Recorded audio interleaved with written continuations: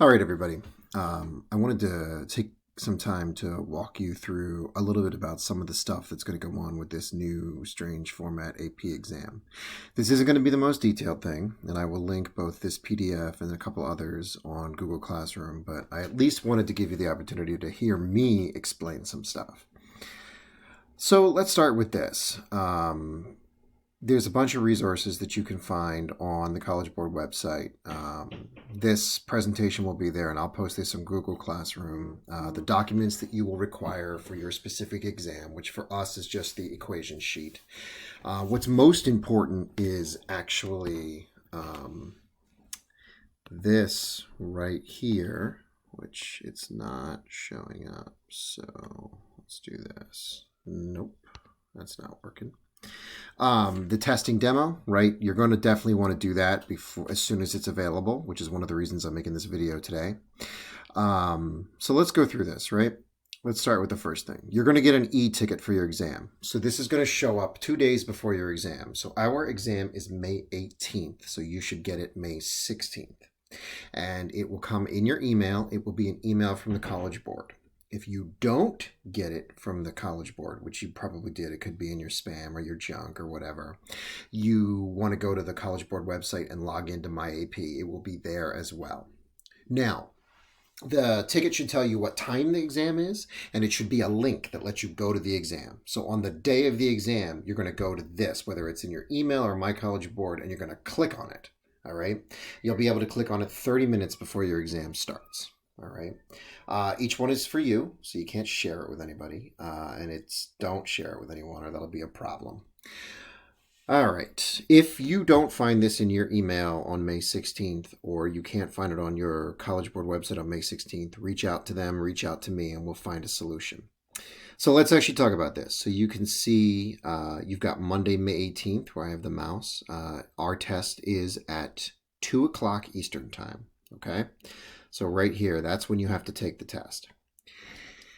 If for any reason you can't take the test at 2 o'clock Eastern time on May 18th, just don't activate your ticket. And you will then automatically be able to use it on the makeup date in June. However, they probably purposefully created conflicts for the June dates. So you really want to take it to May 18th if you have to. You really want to take it May 18th unless you absolutely can't. If something goes wrong during your test on May 18th, you will have a way to let them know that, and then you'll still be able to take it in June, okay? But unless you absolutely can't, take it May 18th at 2 p.m. So you can see here, all exams have a June makeup date. If you just look at the calendar here, it says June 2nd, and you can see, where is it? Oh, I'm sorry, we're June 3rd. You can see biology is over here, and it would be at 4 p.m., all right? But there's obviously other conflicts with that, all right? But again, keep that in mind. That is an option. The way to do that is just don't click on your ticket in May. All right. Everybody's taking it at the same time. So like it might be 2 p.m. for you on May 18th, but like somebody in LA would then be taking it at 11 a.m. Somebody in Spain would be taking it at 8 p.m. They're doing that purposely so that people can't communicate about the test. So they're making the point right up here that it's not going to be harder to get a 3, 4, or 5. So what you need to realize is every year they normalize their tests. Now, they don't curve them. So they don't create it so that a certain percentage get 5 and a certain percentage get 1. But what they do is they look at the meta-analysis. So they'll go through all the tests, see what percentage of students got each question correct, and then decide on how hard the questions were based on that. And then they will create a indexed score. Not normalized, my mistake. They'll create an indexed score. And then that indexed score will be a 5. And then they'll just step it down from 5, 4, 3, 2, 1. So they actually do vary that index score every year. And so they're just going to do the same thing this year. So even though it's just 2 questions and they're both open response, it's still going to be an indexed score against how people do on those open responses. So you don't need to assume that it's going to be harder to get a 3, 4, or 5. All right. You can see right here, don't worry if you don't complete all the parts, just do every part of the question you can. So let's talk a little bit about what you can expect. Actually, let's talk real quick about this third paragraph here on this slide. So because there's so few questions, when you get your scores in July, I'm actually going to get your responses as well. And so if for some reason I feel that you got lower than a 3, and I feel like and I can look at your responses and read them and say, hey, you know what? They should have gotten a 3 for these responses. I'm actually able to appeal. So that's an option to consider as well.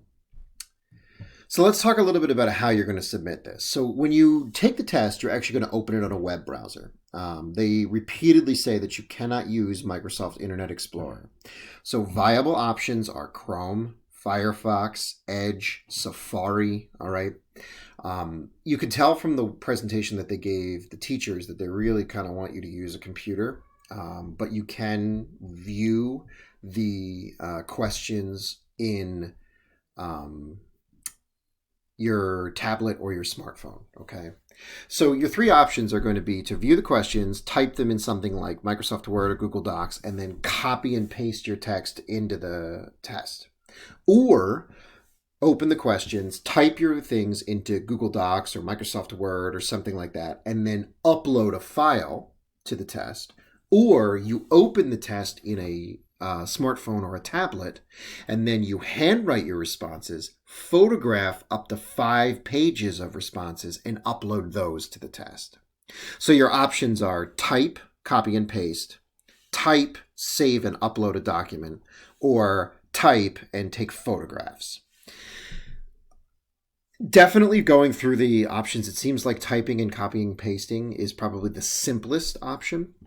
But keep in mind, no matter what, you're not actually going to be typing into the test itself. You're going to be typing in a separate program. So you're going to need to decide what program you plan to do that in. This is just basically instructions. Every one of them says you're going to use your API ID and your initials at the top of the response. So like I would even make like a header. So I would, if this was me, I would use Google Drive. So I would make a Google Doc and insert a header so that every page at the top of the page, it was my API ID and my initials, okay? This is very important. They're going to tell you that when there are 5 minutes remaining to copy and paste your responses, all right? So keep that in mind. You want to watch your time. They made a point in the presentation of being like, sure, you can use a timer on your cell phone. That's not a problem. So I would probably plan to find some way to time yourself. Okay. They also made a big point if you're using a computer or a laptop to do the side-by-side Windows thing. So, very much like do this with your Windows. Hang on. My computer's being a little laggy. There you go. So do this thing with your Windows. So you'll have the questions on one side of the page, and you'll have whatever you're using to type your answers on the other side. All right. They highly recommended that. They brought it up like 4 times. All right. The other option is to upload a document. Again, you're still going to type your ID and your initials at the top of the response. Right here, you can see the formats that are acceptable to save your document in. Our exam does have 2 questions, as far as I know, so you will need to create 2 documents. All right, you can't just put both your answers in one document. And I'm trying to think of anything else. No, I think that's it. All right, so now if you're going to do a handwritten photograph, you're going to still, again, write your API ID and your initials at the top of every page. So you're going to get real familiar with your API ID because you're either going to be typing it a lot or you're going to get handwriting it a lot. Again, 5 minutes remaining, take photos. They recommend the vertical orientation, not landscape. Well, they don't recommend, they tell you you have to. 1 page per photo. So you can handwrite up to 5 pages if that's your choice, but that means that you would take 5 photos, okay?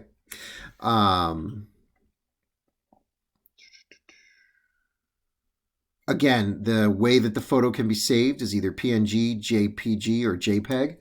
Most of your photo programs are actually going to save them as default, so you shouldn't need to change it.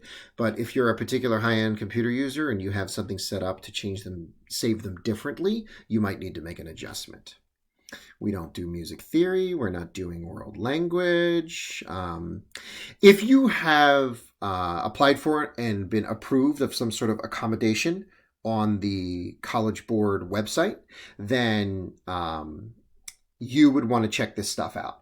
If you have some sort of temporary medical issue, like you broke your hand during quarantine, you would need to go to the College Board and request assistance in that regard. You can get it, right? So don't be like, oh, I broke my hand, I can't type, I can't take the test. That's not a concern, but you do need to consider that. If something goes wrong during the test, so like power outage, your internet goes out, your cell phone dies, your computer suddenly shuts down and you didn't know why, there is a form that you will have to fill out, and you have to explain why, and then by May 25th, they will let you know whether you've been approved. Now, you can see right here, I don't know why they wait till May 25th, but right here, they lay out for you pretty clearly that any of these reasons is a reason to get approved. The only thing is just running out of time is not acceptable. All right. So do keep that in mind. Don't be afraid if something goes wrong, you won't get to approval, but you definitely have to go through the process. There's a lot of stuff here about how the exam screen is going to guide you through the process. So it's going to be very important when that practice exam interface is open on May 4th for you to try it out. So some 5 steps to take during exam day. To take before exam day. Definitely double check that your email and stuff is correct on the College Board website so that you're getting your information. Double check that you have Chrome, Internet, or Firefox, Edge, Safari on your computer, or I guess your cell phone as well. On May 4th, open the thing up and do a little practice with it. And then check this out. Our document really should only be the equation document, which is probably different than the equation document I gave you, since many of those equations relate to stuff that will not be on this exam. All right. And then finally, you'll get your exam ticket 2 days before the test. So this will walk you through, review your contact information. Again, I will post this whole slideshow on Google Classroom. Make sure you check your tech. I did look this up. Apparently you can't have Grammarly plug-in on your computer. So if you happen to use that, then please uninstall it. You will not need the special lockdown browser that I brought up early on. They changed their tune on that one, so that it's not a concern you have to have anymore. They say turn on autosave if you're using Google Docs. That's not a concern. They definitely, right here, tell you how to save your documents. So just save them as AP Biology Question 1, AP Biology Question 2. They tell you if you're going to handwrite, use white paper. It can be lined or unlined. It has to be standard size. Use a number 2 pencil or a pen with black or blue ink. It is up to 5 pages per question, but number your pages. So up at the top of each page, when you're writing your AP ID and your initials, also write the number, okay, of the page, like page 1, page 2, page 3. And then most importantly, on May 4th, you're going to want to practice with the little software so you can get used to it, okay?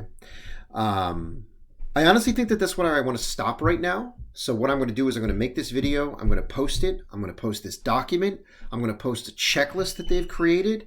And then that's it. I'll be able to answer questions for you after that. All right. I hope this was helpful.